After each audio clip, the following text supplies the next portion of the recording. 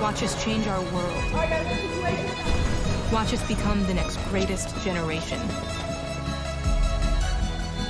What sound experience would you like today? I'll have the fantasy pack. Good choice. And could you make it a Cloud 2 wireless? On his way, sir.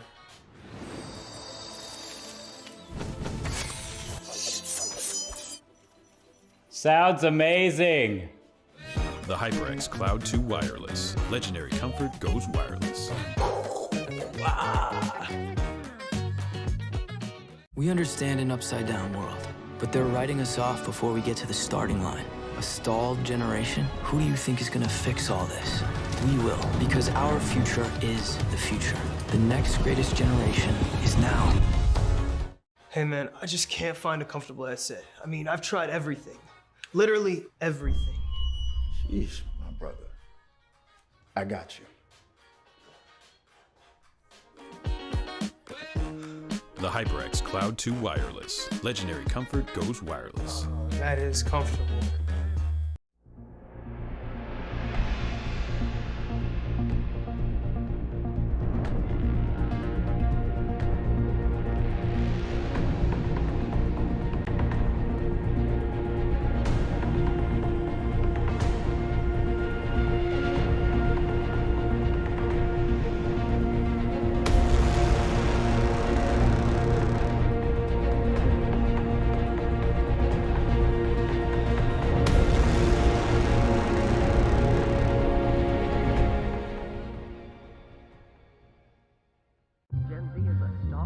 The news says Gen Z is struggling. I've got news for them. I wait tables, but last week I built a field hospital. I put out a forest fire. I stopped 1,000 attackers. And a natural disaster. I've saved lives. And led a team on patrol. I serve. Well, I go to school full-time. While I work full-time. The greater the challenge, the stronger we become. What will you like today? Another Cloud 2 classic? I'll stick with the usual. Maybe take a little bit off the sides.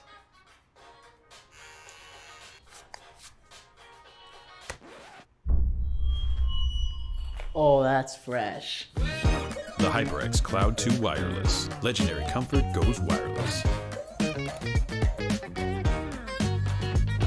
Hey, watch your head. A rogue virus. No jobs. Sky-high tuition debt. Life is trying to put our generation on the sidelines. But we refuse to just sit back and watch it pass us by. Instead, watch us fly ahead. Watch us overcome anything. Watch us rise. Watch us change our world. Watch us become the next greatest generation. What sound experience would you like today? I'll have the fantasy pack. Good choice. And could you make it a Cloud 2 wireless? On his way, sir.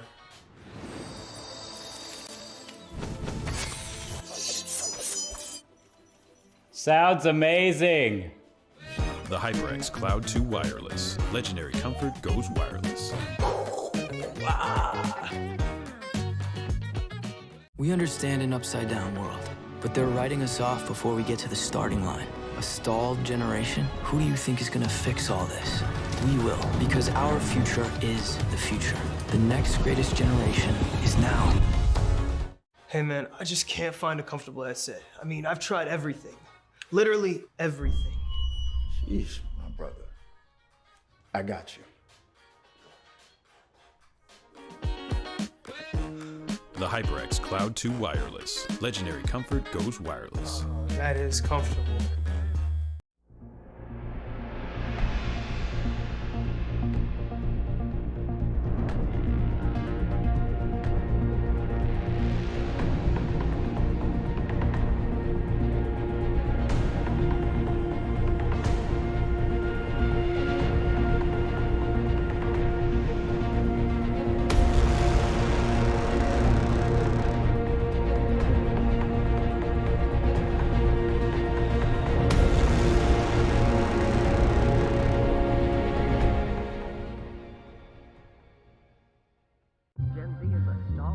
The news says Gen Z is struggling. I've got news for them. I wait tables. But last week, I built a field hospital. I put out a forest fire. I stopped 1,000 attackers. And a natural disaster. I've saved lives. And led a team on patrol. I serve. Well, I go to school full time. While I work full time. The greater the challenge, the stronger we become. What will you like today? Another Cloud 2 classic? I'll stick with the usual. Maybe take a little bit off the sides.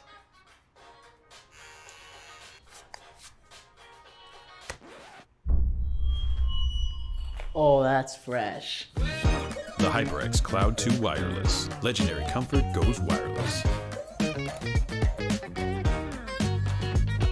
Hey, watch your head. A rogue virus. No jobs. Sky-high tuition debt. Life is trying to put our generation on the sidelines. But we refuse to just sit back and watch it pass us by. Instead, watch us fly ahead. Watch us overcome anything.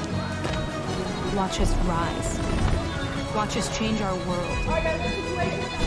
Watch us become the next greatest generation. What sound experience would you like today? I'll have the fantasy pack. Good choice. And could you make it a Cloud 2 wireless? On his way, sir.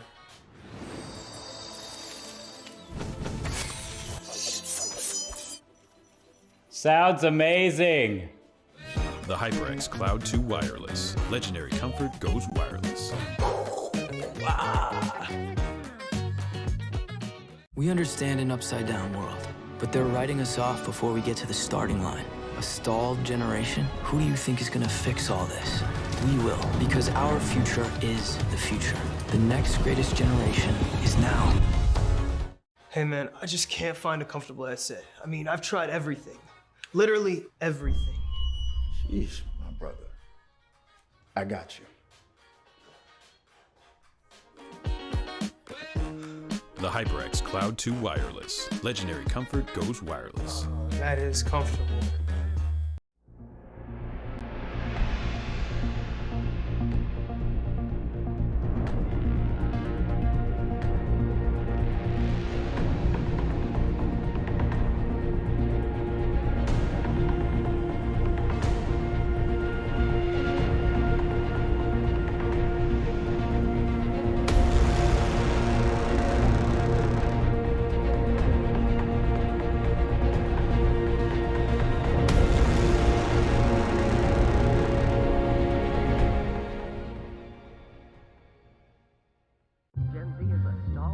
The news says Gen Z is struggling. I've got news for them. I wait tables. But last week, I built a field hospital. I put out a forest fire. I stopped 1,000 attackers. And a natural disaster. I've saved lives. And led a team on patrol. I serve. Well, I go to school full time. While I work full time. The greater the challenge, the stronger we become. What will you like today? Another Cloud 2 classic? I'll stick with the usual. Maybe take a little bit off the sides.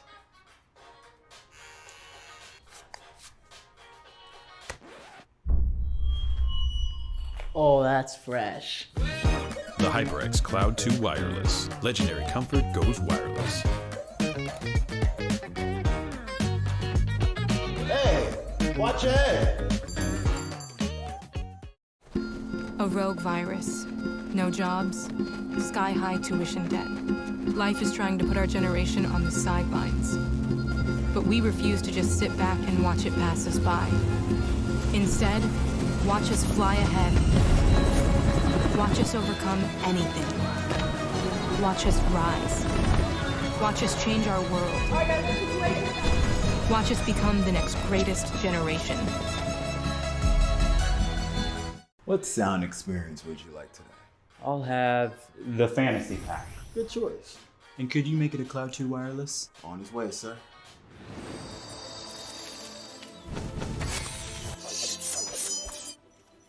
Sounds amazing. The HyperX Cloud 2 Wireless. Legendary comfort goes wireless. We understand an upside-down world, but they're writing us off before we get to the starting line. A stalled generation? Who do you think is gonna fix all this? We will, because our future is the future. The next greatest generation is now. Hey man, I just can't find a comfortable headset. I mean, I've tried everything. Literally everything. Jeez, my brother. I got you. The HyperX Cloud 2 Wireless. Legendary comfort goes wireless. That is comfortable.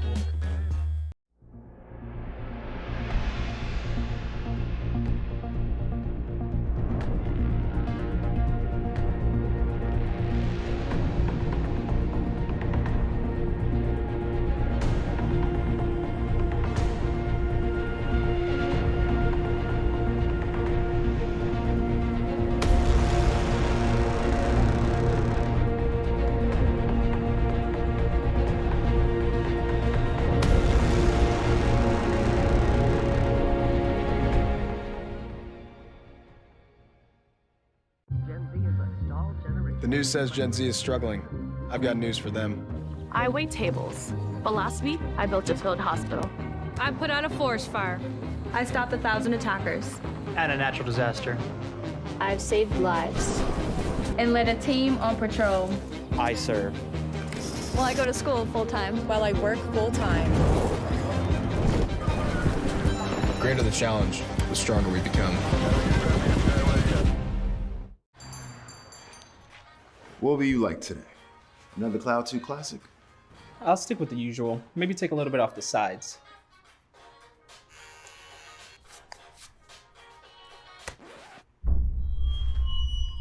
Oh, that's fresh. The HyperX Cloud 2 Wireless. Legendary comfort goes wireless. Hey, watch your head. A rogue virus. No jobs. Sky-high tuition debt. Life is trying to put our generation on the sidelines. But we refuse to just sit back and watch it pass us by. Instead, watch us fly ahead. Watch us overcome anything. Watch us rise. Watch us change our world. Watch us become the next greatest generation. What sound experience would you like today? I'll have the fantasy pack. Good choice. And could you make it a Cloud 2 wireless? On his way, sir.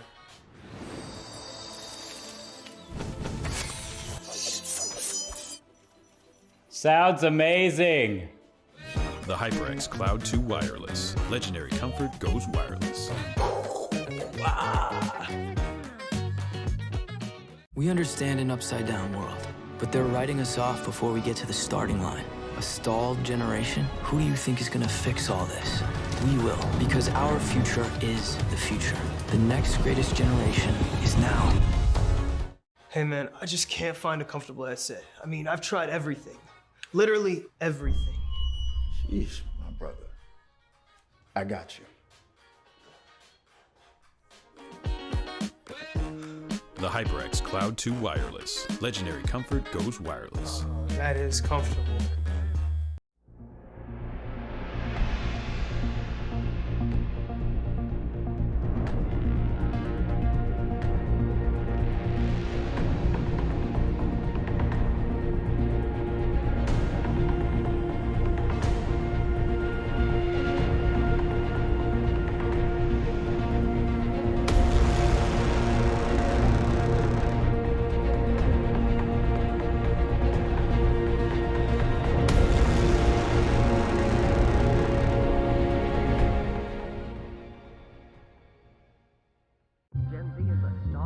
The news says Gen Z is struggling. I've got news for them. I wait tables. But last week, I built a field hospital. I put out a forest fire. I stopped 1,000 attackers. And a natural disaster. I've saved lives. And led a team on patrol. I serve. Well, I go to school full-time. While I work full-time. The greater the challenge, the stronger we become. What will you like today? Another Cloud 2 classic? I'll stick with the usual. Maybe take a little bit off the sides.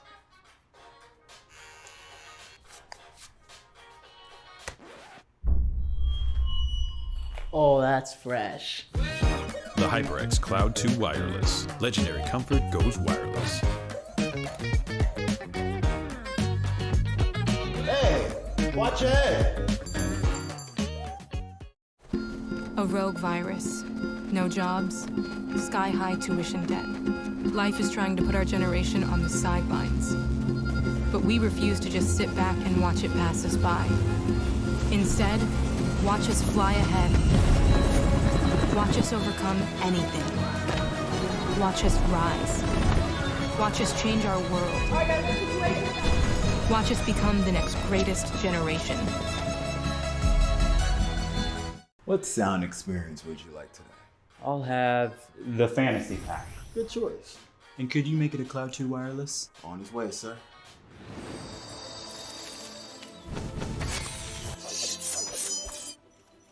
Sounds amazing. The HyperX Cloud 2 Wireless. Legendary comfort goes wireless. We understand an upside-down world, but they're writing us off before we get to the starting line. A stalled generation? Who do you think is gonna fix all this? We will, because our future is the future. The next greatest generation is now.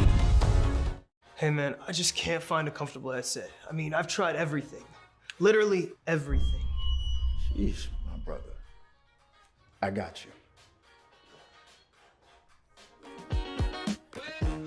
The HyperX Cloud 2 Wireless. Legendary comfort goes wireless. That is comfortable.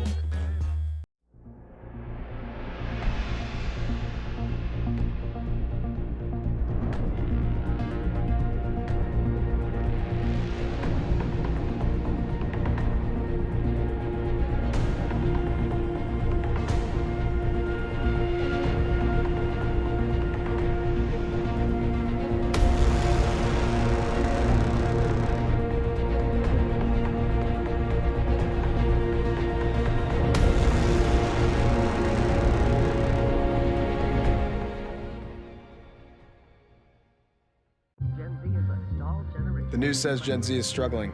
I've got news for them. I wait tables. But last week, I built a field hospital. I put out a forest fire. I stopped 1,000 attackers. And a natural disaster. I've saved lives. And led a team on patrol. I serve. Well, I go to school full-time. While I work full-time. The greater the challenge, the stronger we become. What will you like today?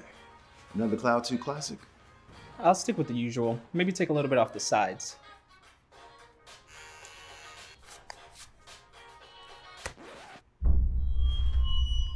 Oh, that's fresh. The HyperX Cloud 2 Wireless. Legendary comfort goes wireless. Hey, watch your head. A rogue virus. No jobs. Sky-high tuition debt. Life is trying to put our generation on the sidelines. But we refuse to just sit back and watch it pass us by. Instead, watch us fly ahead. Watch us overcome anything. Watch us rise. Watch us change our world. Watch us become the next greatest generation. What sound experience would you like today? I'll have the fantasy pack. Good choice. And could you make it a Cloud 2 wireless? On his way, sir.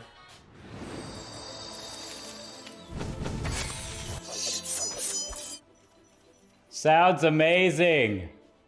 The HyperX Cloud 2 Wireless. Legendary comfort goes wireless. We understand an upside-down world, but they're writing us off before we get to the starting line. A stalled generation? Who do you think is gonna fix all this? We will, because our future is the future. The next greatest generation is now. Hey man, I just can't find a comfortable headset. I mean, I've tried everything. Literally everything.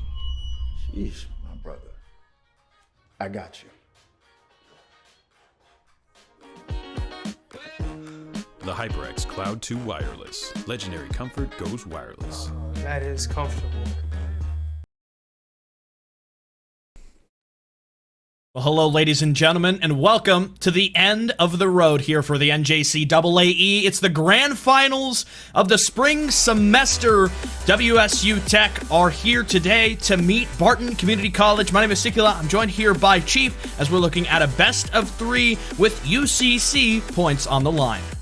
You know, Reese, we came into the series and the season a couple months ago, and you know what I was told? I was told this grand final would be taking place. Barton Community College, the two-time champion, a fall semester champion, going against the new kids on the block, WSU Tech. That was predicted through presciences earlier this semester, and it seems to be accurate, because here it is in the best of three. Yeah, and you do have this great storyline, as you mentioned there, Barton being a two-times NJCAAE winner, having also secured just inside of this competition for R6 alone the previous semester's victory. They're looking to go back-to-back here tonight, and on the other side of the field, we've got WSU Tech, a roster which has only been together for 5 months, already has completed a flawless season and has trampled every opponent in their way, and they're looking to add another name to their hit list tonight with the Barton Cougars on the other side of the playing field. Two flawless rosters meeting together in this best of three race. Let's find out where we're going to be going today in the best of three. It's going to be Oregon, Coastline, and Villa. Both rosters said that their best map pool is Coastline. That's going to be map number 2. I'm eager to see what that delivers us, but again, we have to go to Oregon first, and that can be quite a different map, Reese. It requires a lot of communication, synergization, and utility usage. Right, and Coastline also embodies that aggressive element that you do sometimes get in intramural Siege. And both of these rosters, they themselves embody that very high-paced, quick, get-up-and-go style of Siege.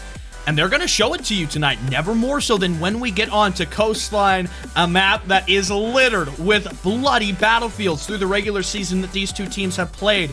And ultimately, we saw this map played in the semifinals for each of these rosters. And Barton was the team to come out with the even more dominant victory, a 7-0 that they notched against the University of South Carolina Sumter. On the other side of the round of 4, we saw WSU Tech deliver a 7-3 against St. Clair. Both victories strong in their own right, but you have to think, Barton, what are they doing that gets them that 7-0?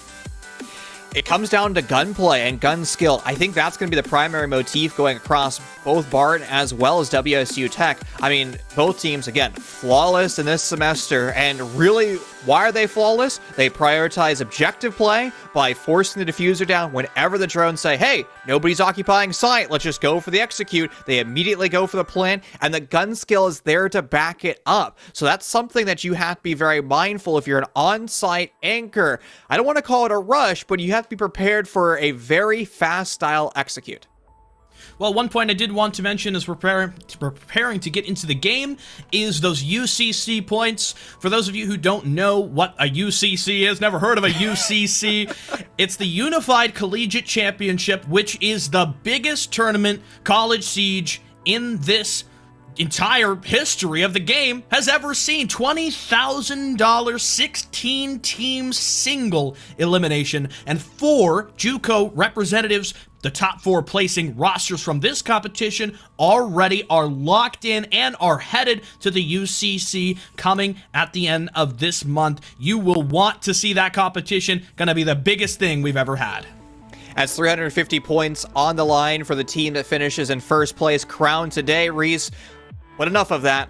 Let's dive into map number 1. Let's dive into Oregon and see who gets crowned the champion. It's going to be a long road ahead. Again, it's taking place across 3 maps, and Oregon is going to be, I think, the litmus test today. It's going to be the map that really establishes the stage of what's going to be taking place on Coastline and eventually Villa if we do end up seeing that map. Because again, it's going to be all coming down to who can play together as a cohesive fighting unit the best.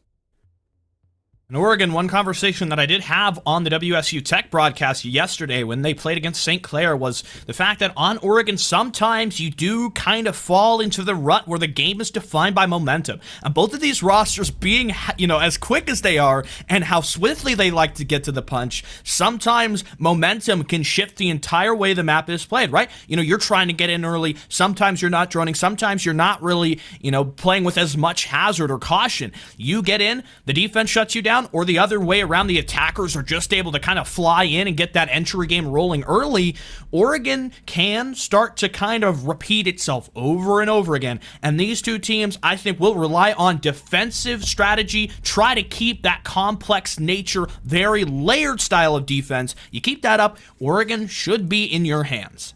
Well, it's already being demonstrated in the bands right now, Reese. During the regular season play for NJCAAE, WSU Tech has been banning Jackal and Kapkan consistently.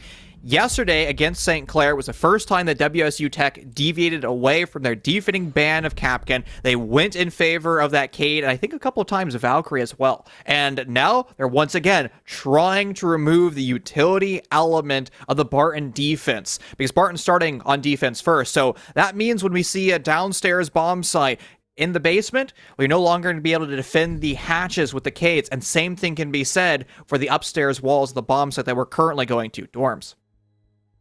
Well, a big part of Barton CC's performance so far through the semester here, spring, as well as back during the fall in their championship there, had come out of Joe Burrow. I have seen so many moments from this player. The things that he does in the server are just absolutely heroic, and Barton CC will look to him to kind of decide where is their early game going to go. I would suspect the Malusi probably going to play down inside a meeting. We'll see that hatch likely to be popped open, and the Mel will play down there to watch any kind of push through attic. Another point that we didn't really touch on too much during the pregame there, Chief, WSU Tech planting is the main thing on their mind. They will try to get that bomb down at any cost. Doesn't matter the map, site, scenario, nothing will stop them if they see an opportunity. Well, this is the hardest bomb site to plant, so an opportunity most likely won't present itself until the attacking team does a few things to open up site. It's going to be removing the wall using an exothermic charge, not currently available to WSU Tech. It's going to be a smaller charge. It's going to be the ex-Cairo pellets of Habana, so Big Guy's going to have to kind of careful negotiating their way through not only the hard breach, but a potential spawn peek from Joe Burrow. And we've been talking about how WSU Tech has been a team setting the precedent for early aggression, but I think Barton Community College trying to come out swinging while they sure aren't able to find the spawn peek, and it's already slowed down WSU Tech, and you can see that Shadows identified it, and now they're calling in for extra reinforcements. Now, the Cougars just sort of looking to see if they might be able to get the early jump here and involve themselves in a conflict with WSU. The attacking lineup, fairly well spread. You've got a couple different components to come at this. The one thing I think is most important to talk about is no presence of an ace or a thermite. You just got the Hibana. You might not really open things up in the way that you would ideally want. Joe Burrow steps up, he gets that entry, and he falls back without being traded. It's your Nomad to suffer the early death. And that was a play right out of the WSU Tech playbook. The early aggression. There's a trade, though. Joe Burrow exists a little bit too long on the white stairs, and now Chosen's able to kind of feel the shoes of the player of Barton that they were able to fell, and now they're all the way up the top of the white. They're in a crossfire, though. That's something to be mindful of, and it seems like WSU Tech, they have no care in the world. Chosen has no care in the world. They just want to be hyper-aggressive. Don't look now, though. There it is. Big Guy going for the plant, and Toaster 5000 has absolutely no idea. Salty Archer against 4. They fell Big Guy, but they're out of ammo, and then SMG 11. They're going to have to use a Mossberg shotgun close quarters on the window. Good for an additional 1. Now it's time to go for the reload, but where did WSU Tech go, Reese? They're outside playing very long angles, and why the smoke toxic gas grenades actually might be good enough. Salty's going for the defuse. Only a few seconds left. Chosen gonna have to push, and the headshot is found. Chosen finds a final kill, and oh boy, Reese, it was looking tight there, and WSU Tech, the ninja plant, ends up working out for them. A hearty clutch attempt there by Archer, and already an emotional first round. WSU Tech proving that point. They see the opportunity. The coverage was there, and a plant is in motion from the roster in Wichita. Barton CC try as they might ultimately fail to stop the pressure, and WSU Tech, important to note, their ability to negate that early casualty dealt out by Joe Burrow. They took back one, they took back another, and the 4 versus 3 was ultimately that one man up enough for WSU Tech to say, let's get it over with, let's get into the bomb site. And I have to admire WSU Tech for identifying, hey, we can just go for the plant right now. A lot of teams in Collegiate would be almost petrified. I think that's a good way of putting it. to go for kind of that risky plan, because a lot of times teams are going to dispatch nitro cells, impact grenades, smoke toxic gas canisters, and you're going to find yourself in a world of hurt losing the diffuser. And I guess that's just the hallmark of the confidence of WSU Tech to not only defend the planter, but establish crossfires and cutoffs to make sure that nobody can really gain access to that diffuser in the post plant. And it's another really strong element of WSU Tech, their ability to hold the crosses, to understand, okay, this is how a couple different angles are going to work, and they set it up in such a fluid way. It's not like this very janky process where you've got one crossfire here, another player is like caught in a rotate or something like that. It looks so natural with the way that they're able to begin the round. And Barton CC, ultimately, their inability to use any kind of, denial utility, I think is important to talk about it as well, right? When you've got that planter, he's in a rough spot, but you still, as a defender, you have some cover. Get a C4 over there, get some toxic babes. It was far too late. Barton could not deny that, and ultimately they fell by the wayside, but they're going to reattempt it. They're going to try to prove that it was only a fluke on the first round. And here's another theme of being fluid on the attacking side. Look at WSU Tech, Reese. They've currently changed up their attacking lineup. Or not lineup, but their direction in which they're pushing. It was a big window take in round number 1, and now it's a more traditional take from Big Tower as well as from games. So it's going to be a pinch 180 degrees from 2 different portions of the map. They do have to be very mindful of lurking nitro cells from below. And once again, Barton Community College finds the opening kill, and probably on an even more important player this time. That's your primary hard breacher. Habana lost early. So there is a little bit less kind of value given over to that idea of WSU Tech swapping the area they were pushing from. Next, Kairos not able to really give you enough of an opening now that Habana's dead. Grenade comes in, but it's captured by the ADS. Salty Archer realizes this is only the first of the explosives. And look at Chosen! He just starts to peek around the corner. Wow. Somehow, Salty Archer misses the shotgun. Buckshot does not connect, and it gives over control of Attic to WSU Tech. Barton CC need to respond quickly. I think WSU Tech might respond a little bit faster. There's somebody in big window. That's Trevor ready to spring in using the lifeline, and Shadow's kill as well. That might be kind of the crumbling of the bomb site. Jester is in an awkward position as well, Reese. They're stuck over by one of the primary plant spots, and sure, they're in an elevated position. A lot of teams aren't going to check at head level, but it's definitely not a comfortable spot to be in. I'm a Toaster, and Arfie is not in a good position either. There's Jester falling. That's an avenue to potentially go for a plant, and again, the kings and queens of going for plants, WSU Tech, they're doing that exactly now. And once again, another 1v4 converted relatively quickly to 1v2. Shadow completes the plant, the pre-fire from Trevmac though, and it's good for an additional kill. Barton Community College has done a wonderful job of bringing in an impossible scenario almost to a winnable one, Reese, but they've been unable to find victory as of yet. The issue is the heroics, they just don't erupt until Barton only have a single member left. Something about the way that WSU Tech are playing right now, it's just kind of, I don't know, it spreads Barton a little too thin until they've got that final player left. That's when the guns really come alive, and usually it's just the gun that steps up there for Barton CC. They need to trade better. The thing is going well in the early game, right? The entry pick has been there. Joe Burrow, I'm really expecting to be writing his name down in the entry kill category a lot tonight. But the issue is the follow-up is not there. It's not strong enough from Barton CC. WSU Tech are always able to get that trade back. They're usually stacking an additional body as well, like we've seen in these first 2 rounds. And Barton Community College has showed a lot of confidence to find those 2 opening kills. So, you know what? Why not have Barton continue that early aggression? Because I think WSU Tech is very used to teams playing passive around them, taking a kill, falling back to the bomb site, and then just waiting for the execute to happen. I think if Barton Community College takes aggression almost perpetually throughout the round where they're always fighting WSU Tech for map control, I think WSU Tech is going to find themselves an opponent that is willing to fight tooth and nail, and something that WSU Tech has not really faced yet. And I suppose you could take another perspective of this. Barton CC might be prepared for an opponent that kind of mimics the way that these other JUCO teams play, but what's going on with the Flores drone? Skunky having some difficulty there. Archer, get off your cam! No! He dies to the Rotero! Archer, do you have your headset on, man? He doesn't even hear it exploding or even see the indicator. Wow! That That is a rarity, ladies and gentlemen. Simply put, you're just never going to see R60 or Terror Drone kills like that ever. So remember that, clip it on Twitch, and save it in your wallet, because that is a true treat right there. And at least WSU Tech is able to change up the faults that they've had in the previous 2 rounds. Reese, they're no longer the opening death, and WSU Tech has so much flexibility, not only the time department, but the ability to push for multiple angles, especially after Joe Burrow falls in the roam. Yeah, he just sort of raced up into the top of the tower and didn't have an escape route, could not get out and under a massive amount of pressure.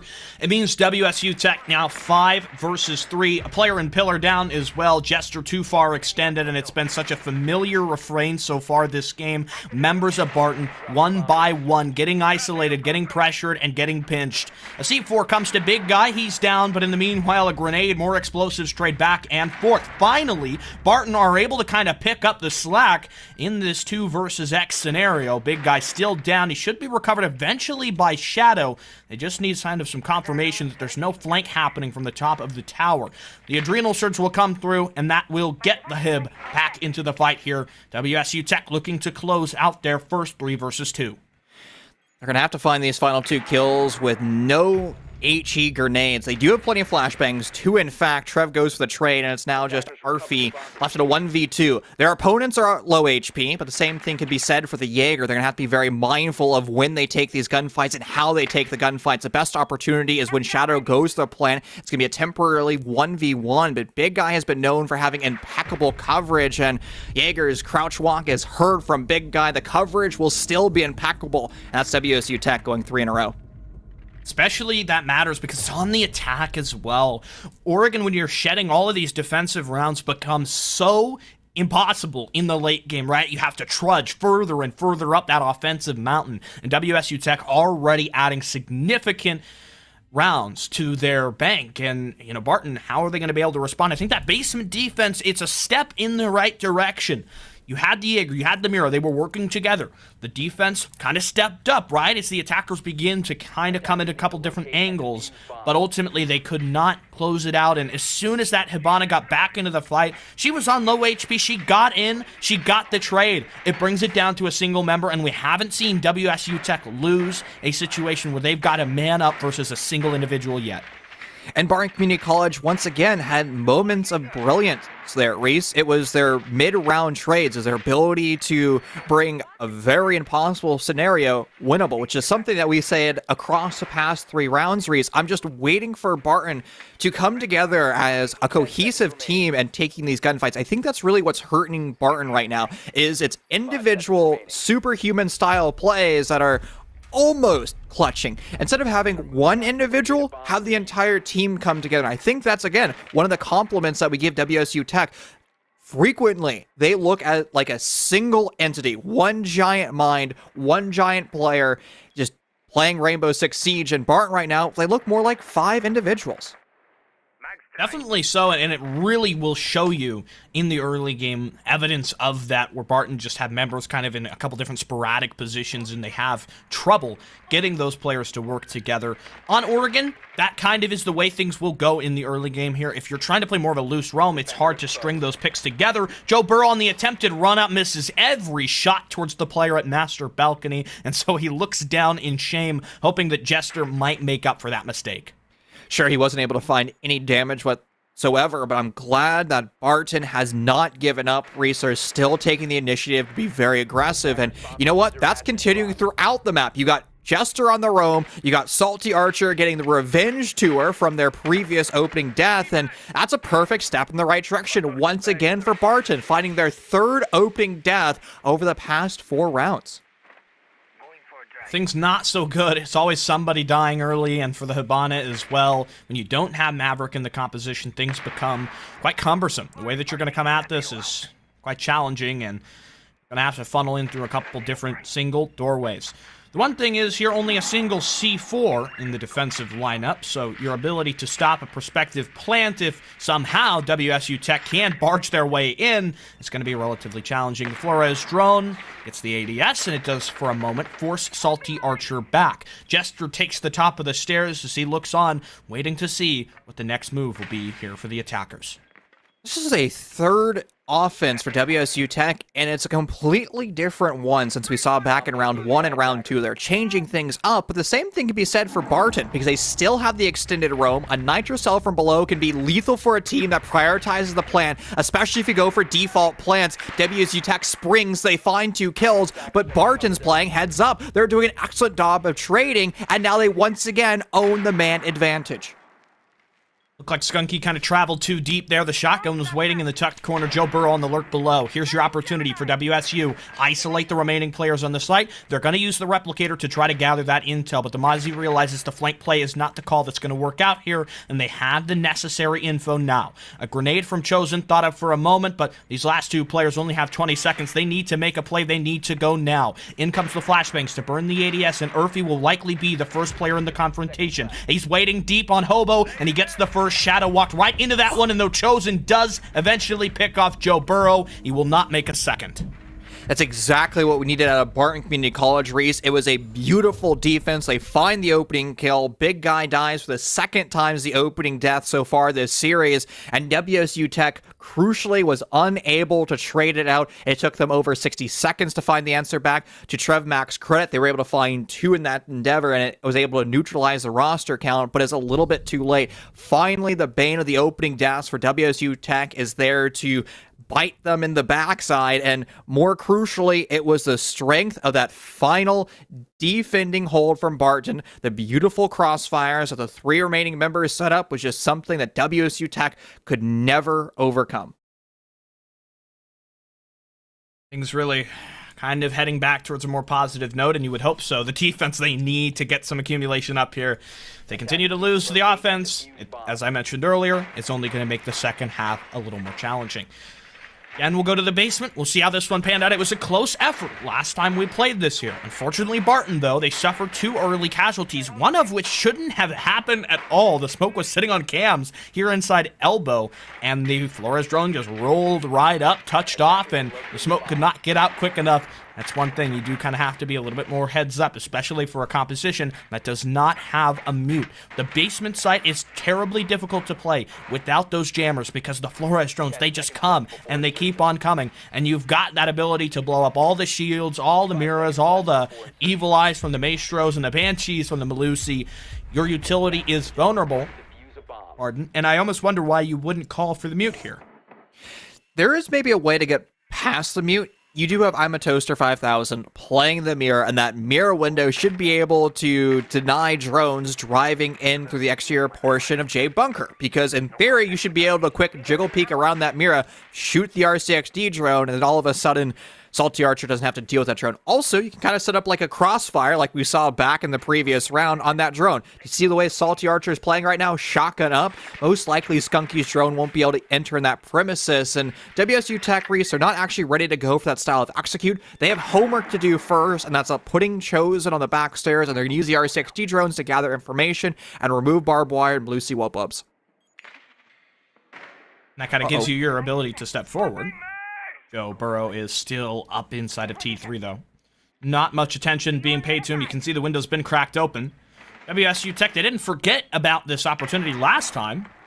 I wouldn't expect them to be ignorant of it on the second attempt, though. Judging by Shadow's body language, I think they are a little wary of that top pressure. Joe Burrow will have to play his moments carefully. You need a drone. You need a way to watch this. Got an air jab to lock off that rotation. However, the Malusi hasn't shot it.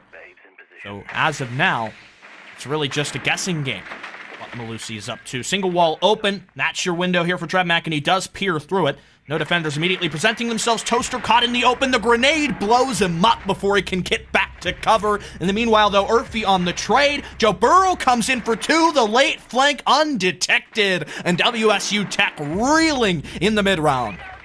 A missed drone is going to be costly for WSU Tech, but they do have information. They know it's going to be a 2v2 on site, so they're going to go straight in for the execute. Jester falls, and Big Guy is now deep in sight. Flashbangs to leverage pressure and try to push in through closet. Flashed into oblivion. Oh! The knife is good, and now it's Joe Burrow. 2 in the round already, Reese, after a great flank, and they're going to have to go for the quad if they want to find victory here. But Barton Community College with a 2 in their column, but they don't know where WSU Tech is currently playing. Skunky along angle in pillar, denying access from the doorframe of Freezer. The red ping gives out the information. Joe Burrow's able to slip the net, though. A missed opportunity for WSU Tech. Big guy is now gun up after putting the diffuser down. He's good for that final kill. WSU Tech, they get slaughtered in from behind, but they play the objective. They do what they've been doing all season, planting the bomb and forcing Barton Community College to scramble after the fact. Exactly. It's the quick strike ability that gets WSU Tech over the line, realizing the roam and going, not waiting for even a moment. The Malusi, sure, she gets two, and she was a huge problem there. A costly mistake. Ultimately, was the cost really that bad enough for WSU Tech, who overwhelmed the situation in the 2 versus 3? I think if you talk about this from a talent standpoint, you've got two very different rosters. WSU Tech, they're not really accustomed to the JUCO playstyle, and this was a point I tried to mention earlier on the basement when we had that Flores drone blow up, right, and it kind of cut me off. WSU Tech, the 4 members of this roster for Tretmac, Chosen, Skunky, and Big Guy have played together with each other for a considerable amount of time, and it wasn't in this scholastic atmosphere. It was in the amateur scene for Rainbow Six, which the playstyle there, it's just totally different. And they managed to reach pretty high up in a lot of the amateur leagues. Barton CC have been a JUCO team, bred and born. That's what they're used to. The playstyle right now for WSU Tech, it's just far different than anything you would expect. But Barton Community College has built quite a legacy here in the junior college scene. There's a reason why they're an NJCAAE 2-time champion, finding victory back in the fall and in a previous championship before that. So a very strong team when it comes to Rainbow Six Siege. And Reese, right now, I just think we're seeing the scene develop with new talent entering into the collegiate ecosystem. Barton has been, again, that legacy roster has played so well, and well, now they're playing against a new juggernaut entering in. Online, and for Skunky bringing the Ying, I mean, it's a great choice. Really can shake things up. You mentioned it earlier, WSU Tech, they have kind of changed their lineup almost every round. Like, they will really go at it from a couple different options. Bringing in things like the Ionic gives you that quick intel that WSU Tech have fallen back on in some rounds. But the Ying, I mean, in the recent meta, she pretty much defines the way that the basement is played. Given you've got the Cade ban as well, I think things have kind of swung towards the offense a little bit on this bottom floor. Because of that, your chances to stop any kind of hard breaching from happening are almost solely reliant in plays like Jester, just sitting in the kitchen and waiting for something to happen. Is he going to find a play here? He's been lurking in this corner, undroned out. There's a Dokkaebi call. Everybody from WSU Tech should be, hey, wait, there's a phone call in this middle floor. There has to be somebody nearby. Skunky's on the other side of the wall, and phone audio propagates through, and maybe the call from Skunk is like, hey, I know for a fact somebody's off site, just like we saw Joe Burrow in the previous round, so you know what? Let's let them rot. Let's go for the execute, because we can kind of overwhelm the site. You can kind of think of it like you're executing an attack on Valorant or CSGO. You just try to overwhelm the defenders in the bomb site and wait for the repercussions of that rotation later. Well, all things considered, has been a fairly slow round in terms of that entry fight that we've often seen. Barton CC have led in that opening kill category, but have not struck yet. Don't count them out, though. Jester and Joe Burrow are still two players who can really get in and find some action. And there comes the Legion. He gets the kill in security. Big guy down. Your Hibana eliminated. And now that the Legion is, well, understood to be in this security spot, tracking him down, isolating him is going to be quite the difficult challenge. You do have the Candelas, though, and Skunky begins to cook one. Sends it in on close, and the Legion forced into the back. He's facing the wrong direction, and we'll see Skunky go for the knife. The second melee from WSU Tech. The execute is just on the horizon.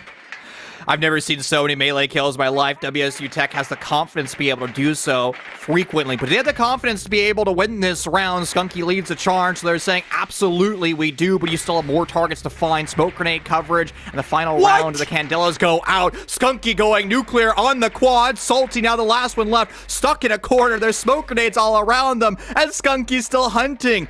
You have no utility. You just got the shotgun, so it forces Archer out of their cubby hidey hole with the yellow pings already there. That's 5-1 in the half. Where the attacking side of WSU Tech, they just store in the bomb site. Wow, they have just kind of flown into this series and left almost nothing behind. And Barton CC look rattled after that first half. Sure, you can say the Cade not being available did make life pretty tough for the defense, especially with Maverick being there as well. One point we did used to make as casters is when you ban the Cade, if Maverick is left up, the offense have so many tools to be able to unravel all of your setups, even on a map like Oregon, which is just the defensive holy grail. WSU Tech didn't stop for a moment, only losing that single round when they went to dorms and things got a little crazy. They tried to go too quick, which has been, sort of a problem. WSU Tech, because they are such a fast team, there is those times where the risk being as big as the reward comes in to bite you. One of my favorite strategies is kind of what WSU Tech is bringing, as I call it, like the double gumball, a triple gumball machine, where you just place them all on top of like one area, and you kind of like, hey, if you guys need health, go back to the healing stations, almost like you're kind of playing like Halo or something with like dedicated like med kits. And the reason I bring that up, and probably the reason why we see T-Bird, is there's no primary shotgun, and there's technically no secondary shotgun other than Skunky's bailiff pistol, but they're just not going to be using that because, well, you have the Oryx. You can remit dash through walls. Who needs to remake a bomb site with a shotgun when you can just run through the wall? Yeah, Oryx has kind of been an operator gaining popularity both in the collegiate level as well as kind of at large. Given he's got that 1.5x optic, he can run around, he can jump through hatches. I mean, he's sort of a multi-tool when you look at the way that he can be played. Early aggression from WSU Tech, hoping for a challenge outside of that main doorway. It won't come right now from Barton CC, but don't count it out that it will potentially come later. Big guy will fall off of it, though, transitioning as he understands the pressure to be from this master bedroom side. The composition for Barton looks a little different. Never had that Capital in the first half from WSU Tech, but given he's got that secondary breachers, he can almost be your sort of reserve hard breach if you do have some early issues. If the ace goes down, Salty Archer can step in as well. Having an LMG is a really good thing for an operator in the current meta, and the utility of the Capital, while a little nuanced, still can provide some serious execute power. There's the LMG or highlining, and now if you want to go deeper into your execute, you just use a drone, and you can accurately place your smoke grenades or your fire bolts wherever you need. And look where WSU Tech is playing. They're playing so far away from big window. It actually might be an opportunity to do something similar to what WSU did back in round number 1, kind of going for that fast style of play, that immediate execute. Trevmac goes DB&O, but with a gumball machine over and pit, they're actually going to be relatively fast back up on their feet as they're healed up, well, above 75 HP. Wondering about the end game right now for Barton CC. What are they going to think about? Just hopping in from the window seems to be their main motive. Toaster working the pressure from outside the kids' rappel, having not yet spotted any targets.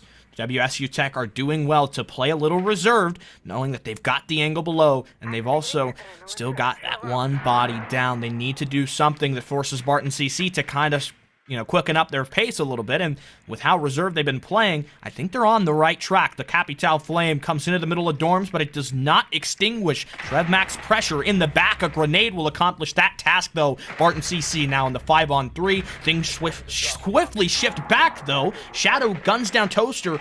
Unfortunately, though, Joe Burrow comes back for Barton and lessens the chances for WSU here.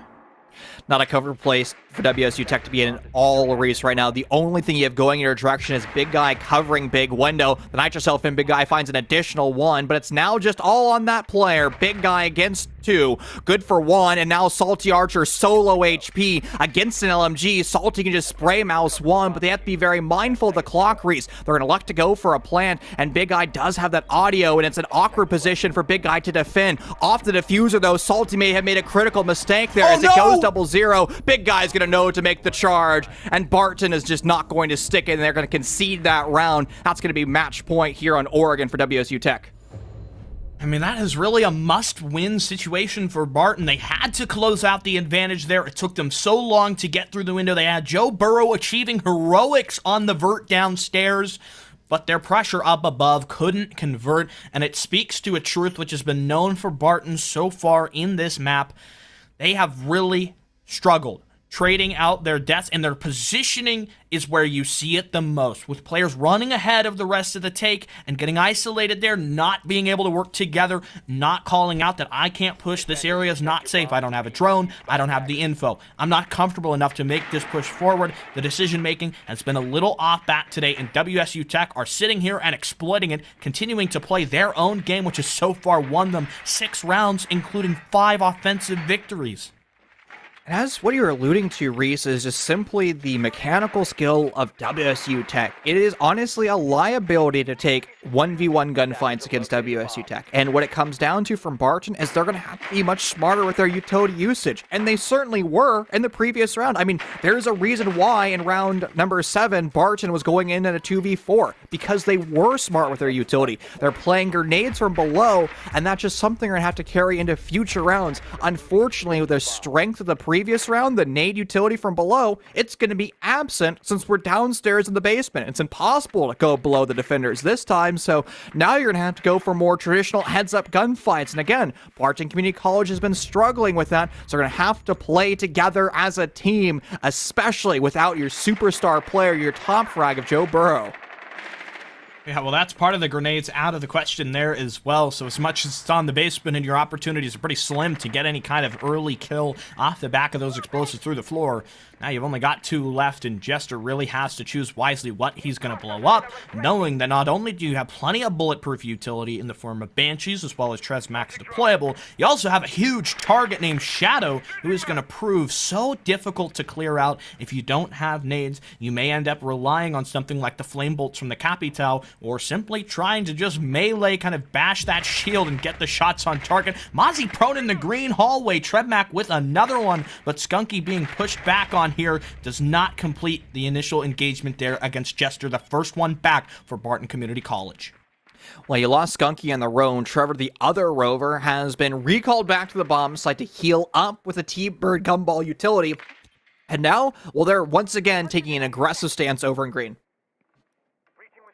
Max still just kind of lurking on the stairs, and it does take me back to earlier in the game when it was Joe Burrow who had waited for so long back on those rear stairs, just waiting for his opportunity, and big guy up above in the dorms area as well. Barton CC already being kind of low on time. It makes you wonder, are they going to be able to kind of clear this one out? How are they going to respond with big guy who is undetected, who is rotating down? They're going to try to maybe move past it a little quicker. It won't work out. Big guy strikes quick enough. Urfi goes down. Only 2 left here, and Barton's chances remain entirely on behalf of the Iana, who's gone down to big guy now, racing forward, and Toaster locked into the hallway. WSU Tech in the championship match, the biggest game of the NJCAAE season, have lost out. Ultimately, their offense was so punishing. The WSU Tech clean up for a 7-1. That was a dominant performance from WSU Tech. Reese, we've been seeing them take the attacking side consistently from their regular season games here in NJCAAE to their postseason games, and simply WSU Tech honestly looks like a team that is an attacker-sided team, if you will. They're just clinical. They play together as a team. They identify gaps in the defense. Big guy goes straight in for the plant, and that's actually kind of what I want to talk about. Big guy was the opening death twice, and in fact, WSU Tech was opening death 5 times compared to Barton Community College's 3 opening deaths. And still WSU Tech won 7-1. That is just unheard of. I mean, statistically, we always talk about opening deaths. Usually, if you win the opening death, you usually win the round. That was just simply not the case for Barton. They were unable to convert those opening kills into round victories.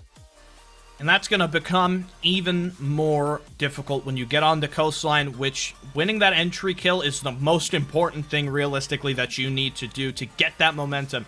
Mentioned on Oregon, when you get that entry, when you swing the balance, you generally will get that momentum. Didn't matter for WSU Tech, though. They shut it down. They were trading like crazy, and that will be so important on the quick-natured coastline, which we'll get to after a quick 5-minute break.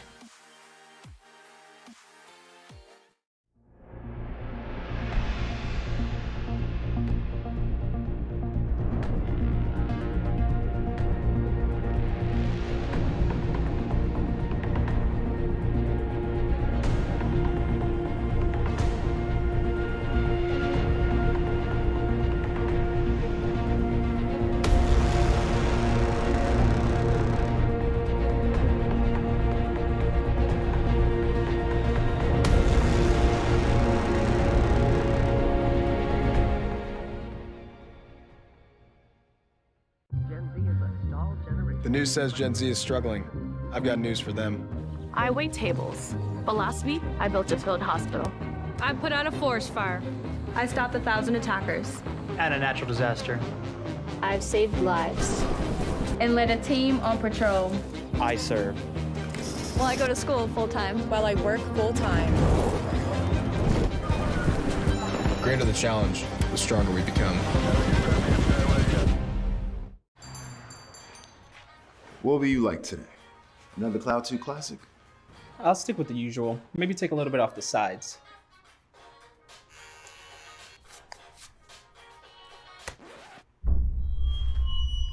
Oh, that's fresh. The HyperX Cloud 2 Wireless. Legendary comfort goes wireless. Hey, watch your head. A rogue virus. No jobs. Sky-high tuition debt. Life is trying to put our generation on the sidelines.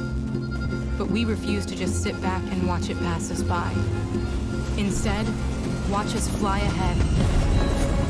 Watch us overcome anything. Watch us rise. Watch us change our world. Watch us become the next greatest generation.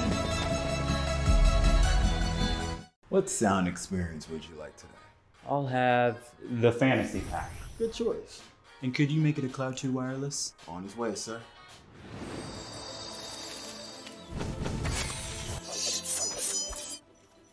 Sounds amazing. The HyperX Cloud 2 Wireless. Legendary comfort goes wireless. We understand an upside-down world, but they're writing us off before we get to the starting line.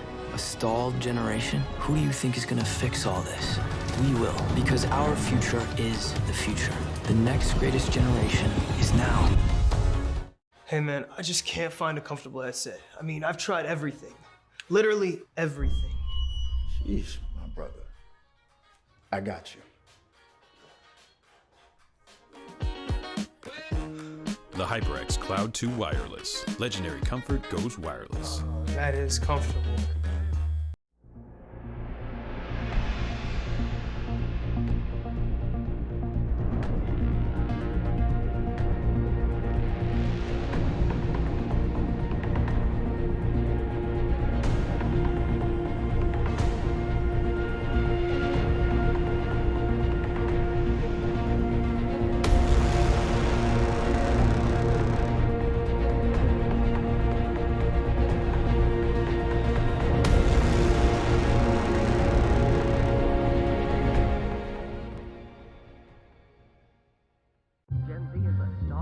The news says Gen Z is struggling. I've got news for them. I wait tables, but last week I built a field hospital. I put out a forest fire. I stopped 1,000 attackers. And a natural disaster. I've saved lives. And led a team on patrol. I serve. Well, I go to school full time. While I work full time. The greater the challenge, the stronger we become.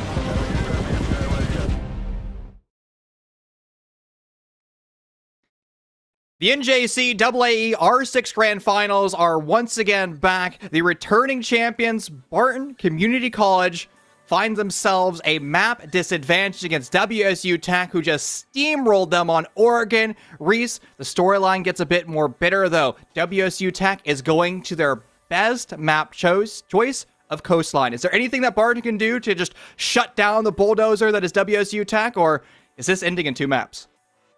Well, I think for Barton, the biggest thing right now has got to be improving on converting that entry kill. Sure, we know they've got the players who can make that entry happen, but they have had an immense amount of difficulty getting another one and trying to stack bodies on top of that. And it's not just about winning the entry kill and then increasing your man count. It's also how you play around that, making sure you're falling back, right? You've got all the different angles. Everybody's working together. I suppose, though, Brian, to play the devil's advocate here, as much as WSU Tech's best map is where we're headed next, it's also Barton's best map. Additionally, the strongest performance from them in the postseason here for NJCAAE was on this very map just before in the semifinals.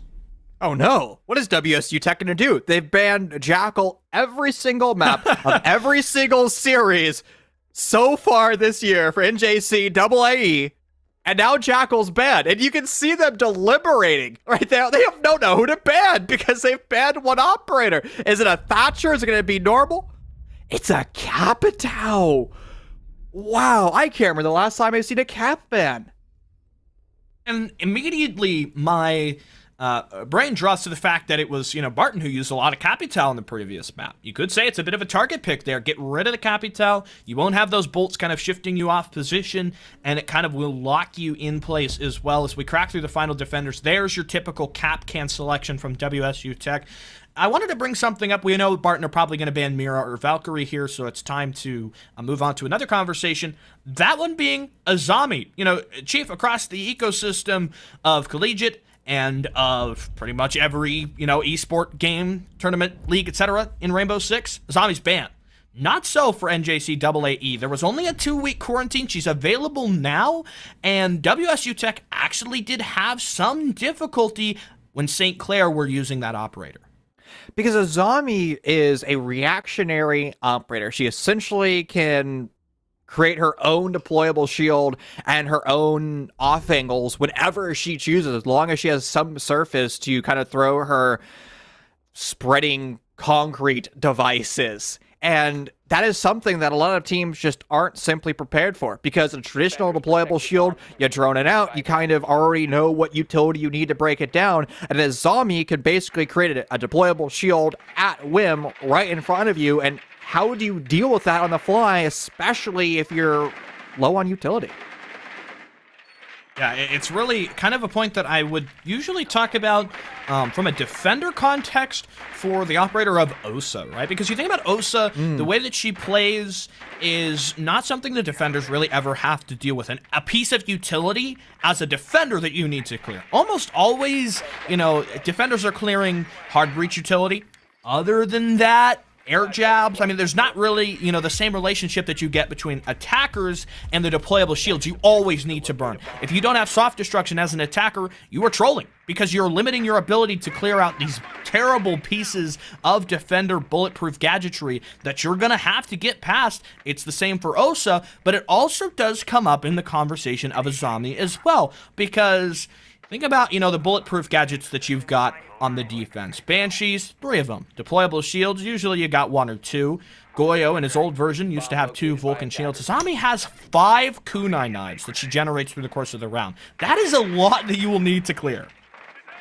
You know what? I want to go back to the Osa point just for one more time. I know we're currently in the middle of the execute with a Thatcher EMP is going off, but in every single first-person shooter you play, whether or not it's CSGO, Valorant, Call of Duty, having a shield get placed in front of you as an attacking team just doesn't happen.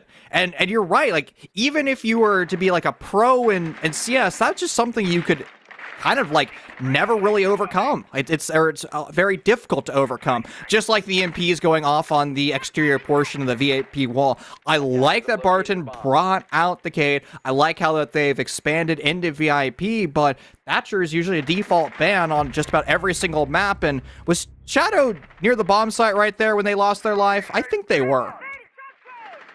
Early casualty. Shadow has had games where he really has not really spoke to much impact, and that is kind of the reality of being on the support role. And again, there's the point about the inability for Barton to convert on that entry kill. They lose one after the fact of Shadow being eliminated, and it's on to Urfi as well, who was a pretty clutch mid-round player from the moments where the Barton defense looked strong back on the earlier map of Oregon. Joe Burrow with the run out, and he does land the headshot. Chosen eliminated, and your big window pressure, now having been dealt with, does put a bit of extra stress on the shoulders of WSU. Skunky being down, in the meanwhile, Trebmac trying to make up for that, though. Already Barton Community College coming together, demonstrating why Coastline is their paradise, why it's their best map choice, and they're playing long angles while also playing together as a team. They're able to leverage those runouts in a comfortable position for Barton Community College to be in. 40-odd seconds to play with for WSU Tech. They're close by each other, but crucially, they don't have a lot of utility to work with. No grenades, and the only throwable is flashbangs, and the desperate play is Trev just crouch walking into sight. Good for one, but I'm a Toaster is able to shut that down, and now it's all on the Plant King themselves. Big guy who's once again crouch walking into sight, and Reese doesn't work for them, and that's a critical round for Barton Community College, their first round victory here on Coastline.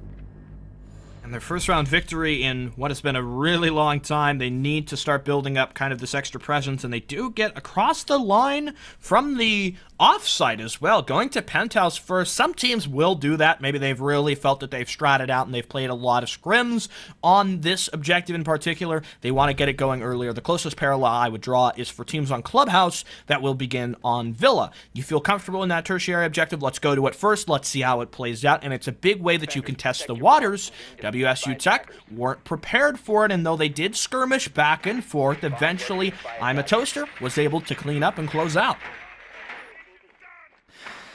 Kitchen should be a fun sight to see, because I'm curious to see what WSU Tech is going to do. How traditional of an attack are they going to... Are they going to just flood into sight and have big guy crouch walk and plant? Are they going to try to open up the triple wall? Or are they going to do what most teams tend to do? Push vertically, open up VIP walls, start to swing that sledgehammer, the flat place breaching charges of Zofia or the Ash that Trev has now just 7th picked into, and remove the defenders from their comfortable fighting positions vertically. Vertical game is such a valuable concept on the kitchen site, but WSU Tech, I've got a recent example of their coastline having casted it yesterday in the semifinals against St. Clair. They never tried to go for the vertical pressure. Every attack that they did was majority horizontal pressure. They would send somebody in really early to take control of office and move to the back of security to cut off the main lobby rotation, and it looks like things are kind of going towards that direction this time as well. In fact, there's Chosen moving in as the crucial pillar, again, of that security cutoff pressure that I mentioned.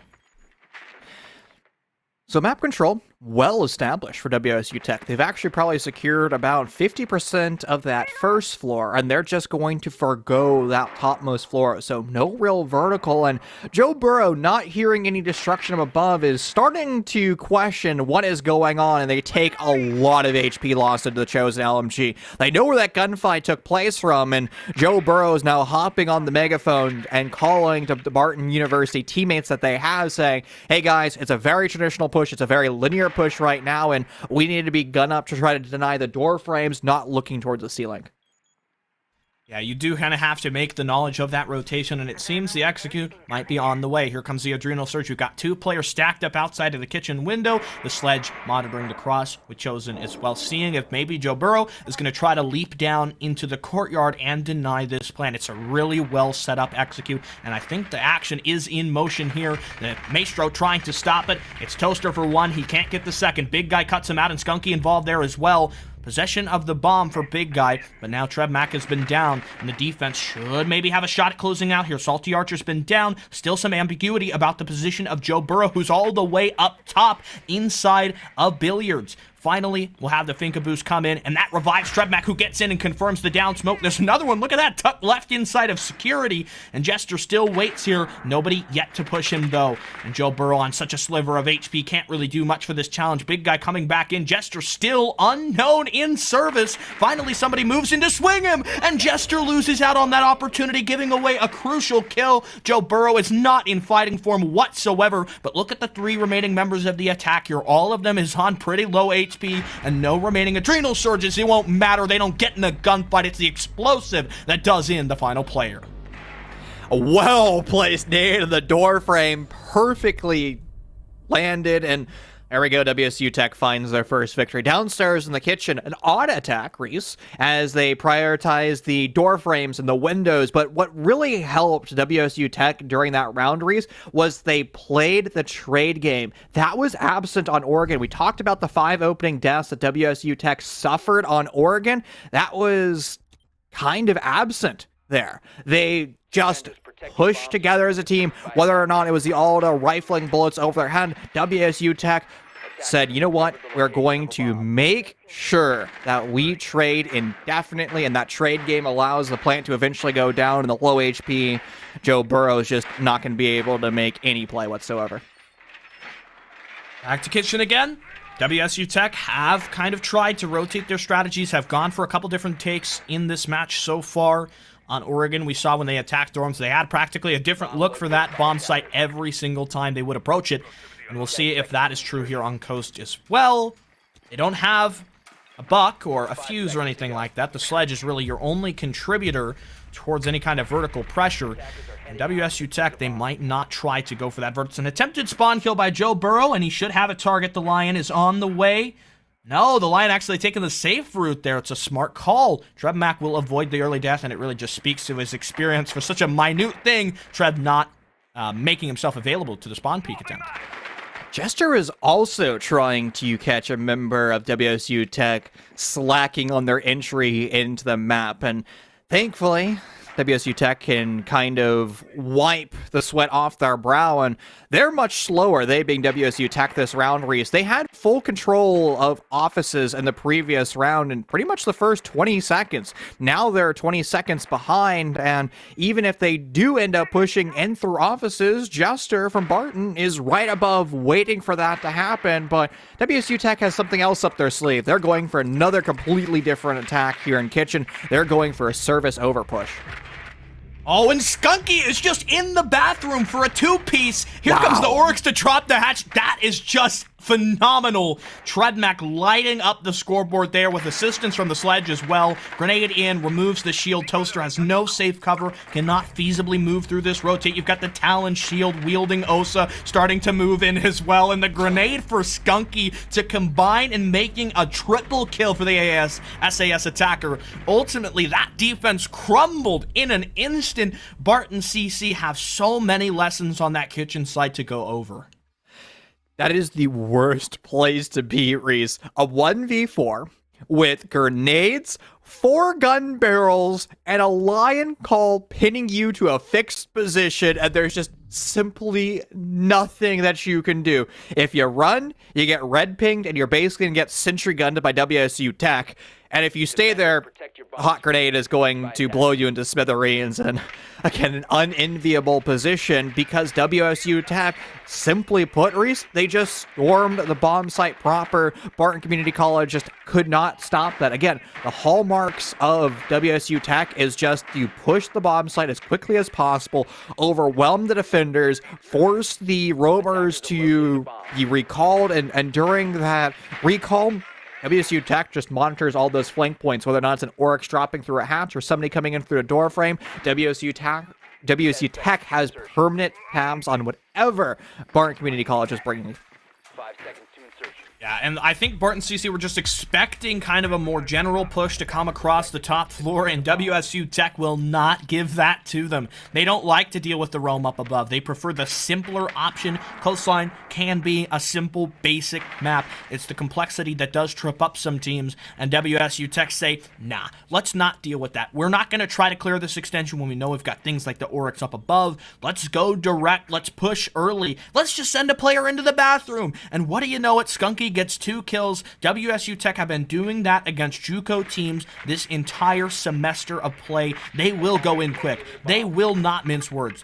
They are the kind of team that, again, when they see an opportunity, no matter how much risk is there, it's like the risk doesn't even matter.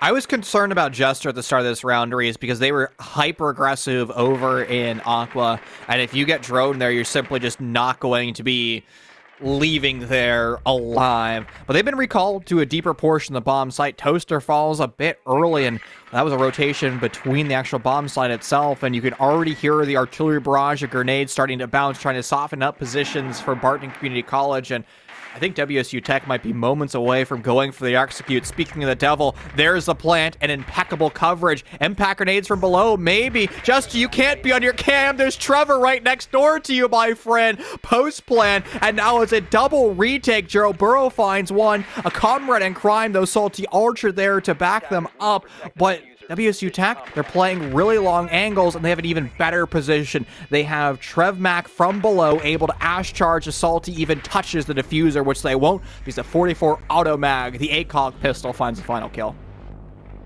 These rounds feel like they go so fast, it's hard to even really get much of a word in. The round begins, WSU Tech kind of feel it out for a second, and then they just blitzkrieg right on through. And I have to mention, this is not a best of 5. There are only 3 maps, and we only get to that third. We only go to the decider if Barton CC can start to mount a comeback. It is difficult to defend on Coastline, right? That's kind of the trouble with going to this map. You realize sometimes you pick it, you're going to have to go on the more hard side, and Barton CC have just not had much luck in stopping the wave of pressure from WSU Tech. I'm not sure what I would really suggest to them at this point. I think the Azami would be a great selection. However, I have to venture a guess that they might not know it's available, because it is kind of an ambiguity. You're used to that 3-month waiting period to not be able to use the operator. Maybe Barton CC don't have it unlocked. Maybe nobody's got the battle pass and has got the operator yet, because Azami is so helpful, especially for post plants. Having those having those kunai knives gives you that extra bit of cover. It forces the attackers to rely on utility that they might not have after they've just executed. And with how many times these rounds end with the plant for WSU Tech, the kunais could be invaluable if Barton just started using them. This is an odd bomb site rotation. Penthouse in round 1, double kitchens, and now double hookah. Why didn't Barton go back to Penthouse? The only round that they won was on Penthouse, and it's been unlocked for a while.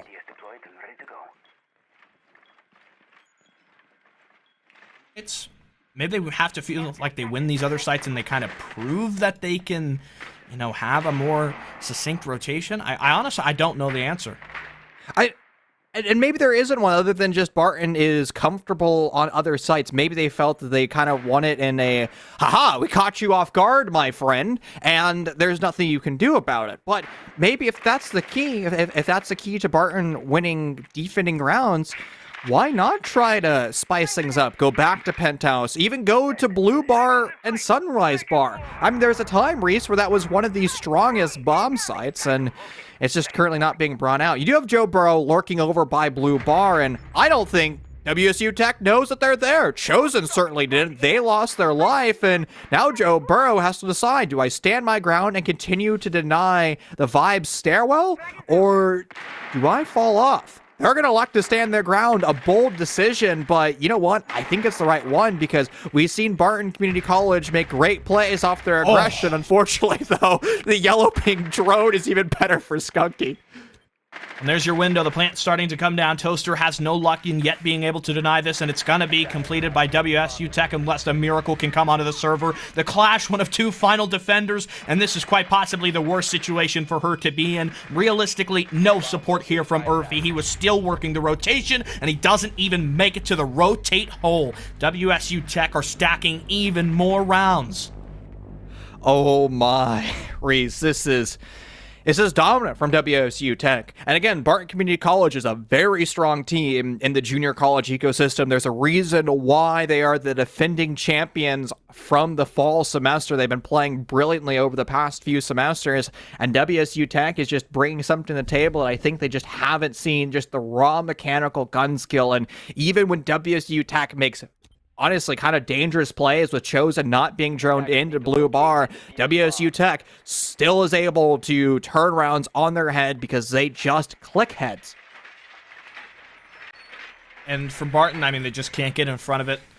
WSU Tech, this game, if you knew the VOD was available, this is an easy review. Like, I mean, just for us casters as well, there's so many things that we've just looked back to the other VOD and said, okay, this will happen. The quick plants. The use of multiple different takes and rotating, not doing the same thing. The way that WSU Tech, sometimes when they're met with a very complex defense, will just run in, will just go quick. And the cap can ban should be the most obvious sign of that. They don't want these traps waiting on doors that they would have to look for. So they ban that, and it allows them to do those quick attacks. For Barton, there should have been so much material to VOD review coming into this game. But right now, it's not time for a conversation about the review or the prep work. It's about the here and now. It's about coming into that form that we know Barton can make possible. being the team that have just won the previous fall semester. They should realistically have a much better fighting chance in this because WSU Tech are just kind of smoking them right now.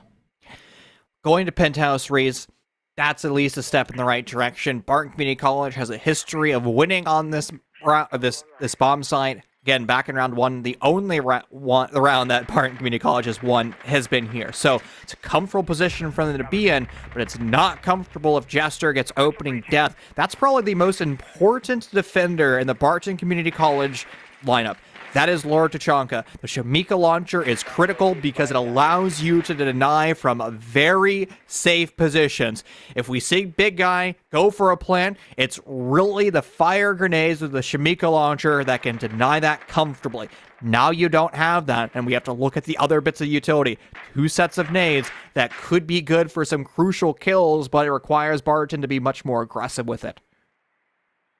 Maybe kind of getting a little bit extra on the pace might help you out here because WSU Tech are finding bodies that are just sort of waiting for something to happen, especially on Jester early. He was alive for so long in the previous round. Now you've just got an attacker running deep into the site. A C4 will stop the plant. That's a huge sigh of relief for Barton, but they better have a second Nitro in position because immediately after the fact, the Twitch recovers the bomb and will try for her plant. Toaster is not in position for his C4, and so the diffuser is confirmed, but Joe Burrow having a big round for him. Salty Archer does get the down, but can't confirm the kill here. And so now into the post plant with Shadow deep in the distance. Oh no, he potatoes onto the Ella. Only one attacker left. Here comes the nade. Toaster forced into the jump out. Skunky has one. Now it's your time to shine, but Skunky's got the nade. And so Joe Burrow, it's a race against time here. The frag rolls in, and it'll stop the plant. WSU Tech are on a roll right now. 5 in a row for WSU Tech, and that was a close round. That was a really strong attempt for Barton Community College, Reese, but at the end of the day, they just weren't able to match the kills of WSU Tech. Members of Barton just got too aggressive too early on, and they didn't synchronize when they were challenging that diffuser, because if we saw maybe multiple members of Barton swing together and deny that vertical repel or jump out together, it very certainly could have been a different round. Again, Barton is so close to converting these rounds. Again, there's a reason why they had the most opening kills against WSU Tech back on Oregon. They're a solid roster, but it's small little mistakes that allow WSU Tech to go into their post plant and then defend their post plant. Just like things had happened on the previous map, where 5-1 attacking split was achieved by WSU Tech, it'll happen again here on Coastline, and things are starting to get a bit desperate for Barton, who, are the team coming into this as the returning champion, looking for their back-to-back, but needing a much better performance. As you say, it's the small things. A couple issues of positioning here or there for Barton. Just sometimes they are not in the right areas at the right time. The utility, sometimes it's misplaced, sometimes it's a miscommunication. And Skunky is going to go ahead and begin the round to get match point with a spawn kill attempt, and he has it. Such a clean one there onto Salty Archer. And the Hib, Archer, despite being 3-7, he has been kind of a big clutch player. He was involved in some close rounds earlier on Oregon, and Barton really just needs to kind of activate him, continue on with what Joe Burrow is doing, but also for Urfi and Jester, the championship game is not the one to be going on a donut in. Now, every caster in the Sun likes to talk about, hard breachers are really the most important operators. When you lose them, the round's kind of forfeit. This is Coastline. You don't necessarily need a hard breacher. It's a nice luxury to have, but it's not going to be that also damning crucial loss. You're still going to have flexibility going into this round, but it's just going to require your entry, particularly Joe Burrow, to find the entry kill and then be able to trade that back out. Again, Barton has been good with that, but so far, unanswered kills, and Skunky is still lurking upstairs in theater, moments away from being droned, but I bet they're going to stand their ground, and they certainly will. It's a crucial round. We mentioned, back on Oregon, there was the must-win first round of the second half. Barton could not convert there.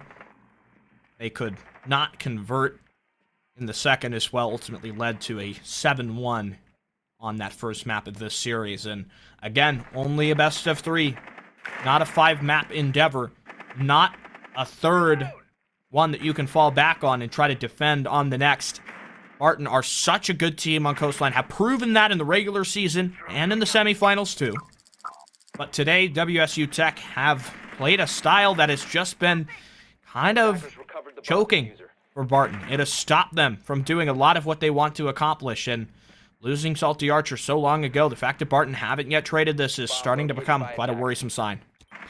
Shadow in that clash just being an absolute nuisance. There's just no way that Barton Community College can really pressure that operator. Joe Burrow falls, but Jester finds a kill as well as their mate tagging on Toaster. So that's the trades needed. And now it's going to put Clash as kind of this liability, Reese, because they don't have a primary weapon. Oh, it's the Nitro Cell from Narnia finding the kill. Toaster falls. That could be what propels us to match point. That could be penultimate point here, confirmed in 7. All based off one beautiful Nitro, and Jester and Arfie has to deal with the clash once again. No longer a liability. The taser, the plexiglass shield doing so much damage, and Jester stuck taking damage point after damage point. They lose their life to the Deagle. Match point, series point confirmed for WSU. The speed run confirmed.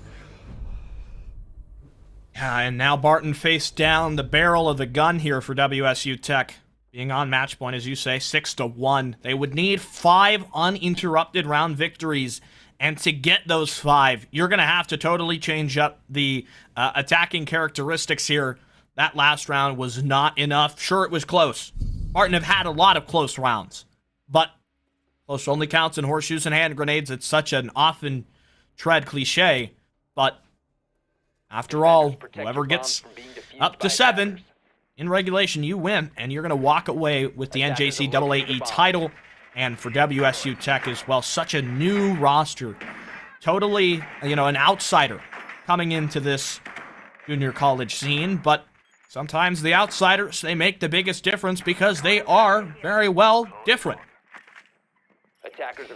Now, we have seen teams crumble under the 6-1. Let's go back to St. Clair earlier this week. Before they played WSU Tech, they were at a 5-1 on Coastline, and they threw 5 rounds in a row up until they got to match point.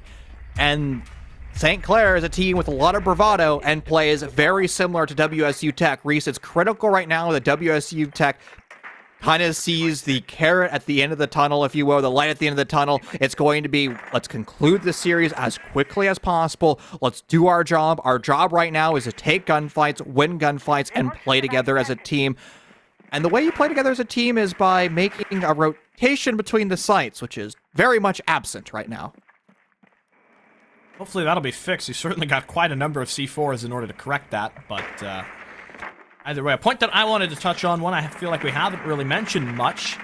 This NJCAAE Finals is in itself sort of a preview of the Unified Collegiate Championship, that national finals 16-team $20,000 prize event. WSU Tech, not to mince words here, look like the best junior college team that are going to be present at that event, and they have been absolutely miles above their competition for the majority of the semester. Now you've got a pistol-wielding Trebmac fully in his element, challenging, trying to just sprint towards his opponent. He's waiting for the cutoff on the roof, but it just isn't there. Barton CC, our bleeding members, our bleeding time, and their star player, their quarterback, so to speak, Joe Burrow, is down and out. But you got Salty Archer above. Oh, you had Salty Archer. He's no longer there. The Nitro Cell removes them from the field of play, and once again, Jester and Arfie, the last ones alive for Barton Community College. That's their last hope here, and against 5 members of WSU Tech, match point, series point to their back, and you're going to have to be able to shut this down. It's going to require perfect team play for Barton Community College in the attacking side. They begin to drop in through the upstairs master bathroom, and while the members of Barton Community College are starting to play close quarters to each other, that could also be a liability as well. 2 more Nitro Cells in the field of play for WSU Tech, and remember, Valkyrie's in play, which means you have eyes on perpetually with cameras. Big Guy's Nitro Cell finds its mark. 1v5 here with sub 60 seconds, Reese. Sure, you're able to find information with your holograms, but it's going to be definitely a tall order to clutch ace this. And this is not the round of authority on the second try here on offense for Barton that they needed. One player left against the full roster, with Big Guy on the Thunderbird as well, nearly guaranteeing all these members are going to be at full strength as well. And you can just see the way that this strat is played out. The full intel not being checked, not being shut down. You leave Valkyrie up on Coastline. That does tend to happen. And Barton, their 1v5 clutch attempt is left to a player with 20 seconds. Urfi steps into the bomb site. He, for a moment, considers the plant, but realizing superior numbers here, there is too many targets, and simply put, not enough ammunition. Urfi runs out of bullets, and WSU Tech, in what has been the most dominant, most definitive result in the history of the NJCAAE Grand Finals, are the champions. For a roster which has only been together for 5 months, they deliver a blistering victory. Barton Community College, the defending champions from the fall semester, crumble to WSU Tech, Reese, and I think this just begins a new dominance, not just in the junior college ecosystem, my friend, but beyond. We've been talking about the Unified Collegiate Championship taking place very soon, and this is going to be the real test for WSU Tech, my friend, because far too long have we been talking about Purdue, Akron, Grand Canyon, Converse, and now if WSU Tech's name isn't on your tip of the tongue when you mention those other two teams, or those other teams, I think you're trolling. WSU Tech is here to play. They're the big dog in collegiate, and they absolutely deserve respect. They are an incredible roster, and they just seem to get better and better with age. And WSU Tech have come into the collegiate atmosphere, into the JUCO atmosphere, and have totally changed things. Yeah, historic victory today is the only way that you can describe this. A flawless season for the first semester of play. This roster just has that it factor about them. And Barton, they played some close rounds today, but ultimately there are so many lessons to go back on from what happened in this match. The way that we saw WSU Tech play was such a pervasive style that got in amidst any defensive strategy and just ripped it to pieces. I mean, it's gun skill, my friend. Like, that's what it comes down to. It is WSU Tech's ability to win their gunfights. And probably more crucially, we saw WSU Tech make mistakes and make mistakes frequently, right? Let's go back to Oregon. I mean, they were the opening death 5 times compared to their opponents 3 times, but whenever they had a crucial, almost round-killing mistake, somebody just goes nuclear from WSU Tech. They end up going for a plant, and those assets right there is something that a lot of teams just simply can't do. I mean, they're just a true enigma, and it's a pleasure to watch them play. Yeah, and things were just, I mean, devastating today, to say the least, but, you know, for the future, as I mentioned, a lot of mistakes to go over. There are plenty of things to review. WSU Tech are not an unbeatable team, and you're going to see that when they go up to play some of the top 20 teams in the country, when we know that we've got that UCC on the line, and there's $20,000 to be won, the biggest tournament by far that the collegiate scene has ever seen, frankly. And it's going to be just something to witness. You will want to see that starting at the end of the month and ultimately concluding on May 7th and May 8th, possibly even being streamed on the main Rainbow Six channel. For a JUCO team to fight all the way through NJCAAE and make it onto that big stage to be seen by, you know, fans of esports for Rainbow Six around the world, what a joy that would really be. And we're going to see more rosters than just WSU Tech representing NJCAAE in the Unified Collegiate Championship. It's going to be St. Clair, who I also believe is getting points from NECC. It's going to be Sumter and, of course, Barton Community College. And I think that's probably a better storyline for Barton because it's going to be their redemption arc. They're going to have the ability to potentially play WSU Tech once again and also have the ability to play some of those top collegiate teams that we are frequently talking about. Reese, my friend, though, it's time to once again focus our eyes back on the NJCAAE Grand Final because Mr. Trevor, or Trev Mack, is joining us for the interview. And honestly, I'm sure he's ecstatic for just setting an absolute precedent in an incredible series. Yeah, and Trev Mack is going to have a lot to say. We've been able to talk with him for so long, so we'll get him on, we'll pick his brain, and we'll talk to him about many of the different things that we've experienced so far for this season, what WSU have learned, what the adaptations have been coming into this level of play, and how things really are different. But we should be getting to him for a moment. We're having some issues, so we'll resolve that, and we'll just continue to talk about, what has happened this season. I guess I'll ask you, what has been... Okay, he's ready. All right, no more waffling. We'll get to talk to Trev Mack. We'll get him in the call here. And, well, Trev, congratulations on your victory. It feels good to be here on the big stage. The first semester in, already out of the gate. The roster is on fire. Can you say that the victory tonight was anything other than your expectation? Nope. Just as planned. Just as planned. I mean, the roster, you guys just played with so much fury. And I mentioned this during the broadcast, during the call. The way that you guys play, it's just different from the rest of the junior college teams. You guys will just go in quick. Is that something that you've learned through, so many years of playing amateur Rainbow Six, that sometimes the best thing to do, the best take to execute is the easiest one, the clearest option? Absolutely. There's no reason to overthink things. Right. And, I mean, you guys been Capgate and Jackal near every game, every opportunity. You were taking him away. Is that something you're going to do next semester as well?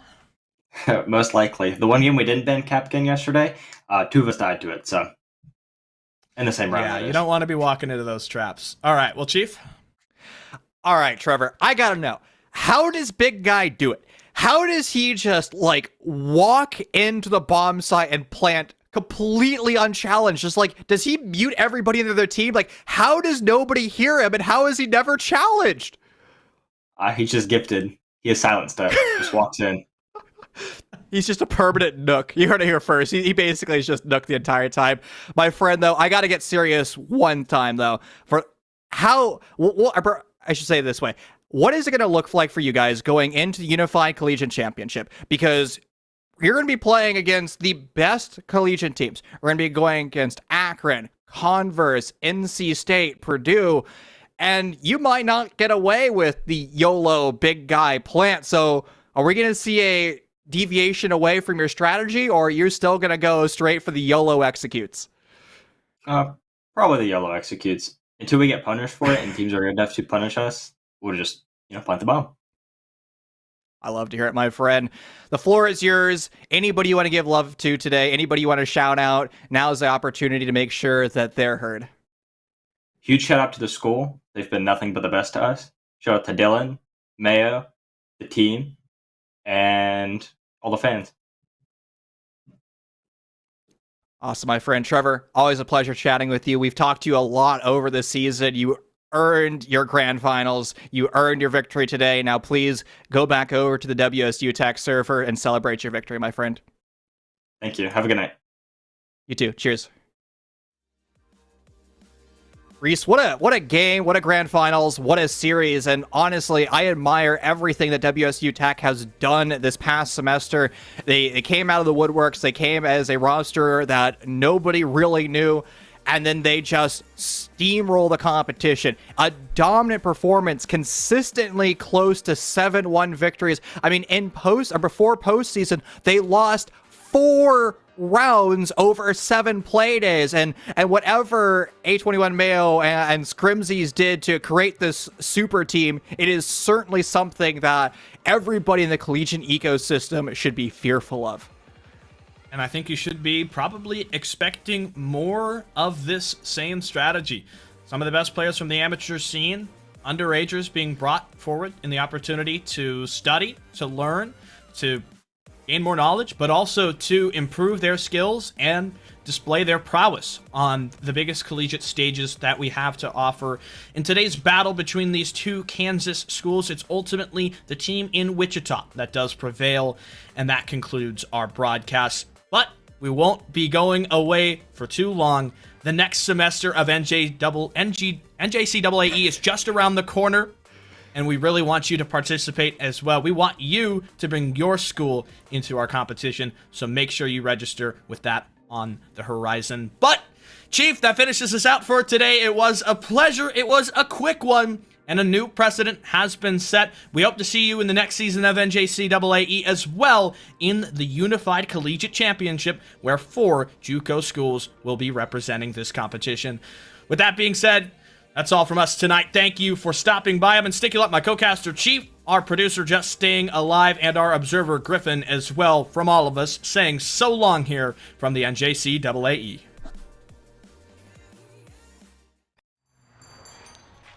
What will you like today? Another Cloud 2 classic? I'll stick with the usual. Maybe take a little bit off the sides.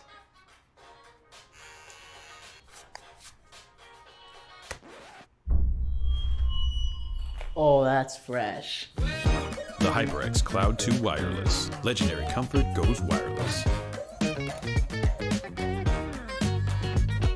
Hey, watch your head.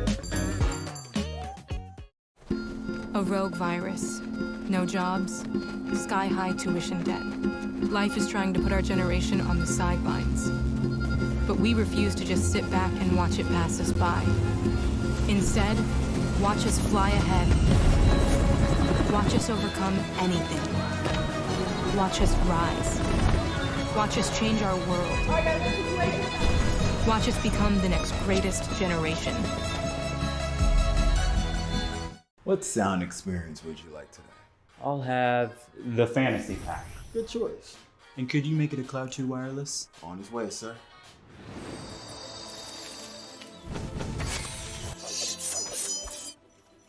Sounds amazing. The HyperX Cloud 2 Wireless. Legendary comfort goes wireless. We understand an upside-down world, but they're writing us off before we get to the starting line. A stalled generation? Who do you think is gonna fix all this? We will, because our future is the future. The next greatest generation is now. Hey man, I just can't find a comfortable headset. I mean, I've tried everything. Literally everything. Sheesh, my brother. I got you. The HyperX Cloud 2 Wireless. Legendary comfort goes wireless. That is comfortable.